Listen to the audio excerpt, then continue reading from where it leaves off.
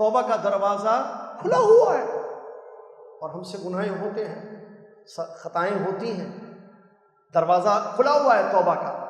کہاں ہیں معافی مانگنے والے جن کو جنت چاہیے؟ کیونکہ معافی ملے گی تو جنت ملے گی، معافی نہیں ملے گی تو سزا ملے گی۔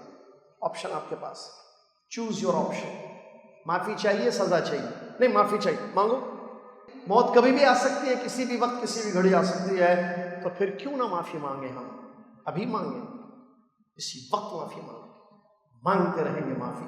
استغفر اللہ استغفر اللہ استغفر اللہ، سید الاستغفار پڑھیں گے، سجدوں میں اللہ سے معافی مانگیں گے، نمازوں میں اللہ سے معافی مانگیں گے، اذان اور اقامت کے بیچ میں اللہ سے معافی مانگیں گے، روزہ رکھ کر اللہ سے معافی مانگیں گے، قرآن پڑھ کر اللہ سے معافی مانگیں گے، معافی مانگتے رہیں گے۔ قرآن پڑھ کے معافی مانگنا بخشوانا نہیں بول رہا ہوں میں، قرآن مطلب عبادتیں کریں گے، معافیاں مانگیں گے، صبح شام اللہ سے معافیاں مانگیں گے، استغفار کریں گے، تاکہ دروازہ ہماری زندگی کا توبہ کا بند نہ ہو جائے۔ جو لوگ اس وقت قبر میں ہیں، دروازہ بند۔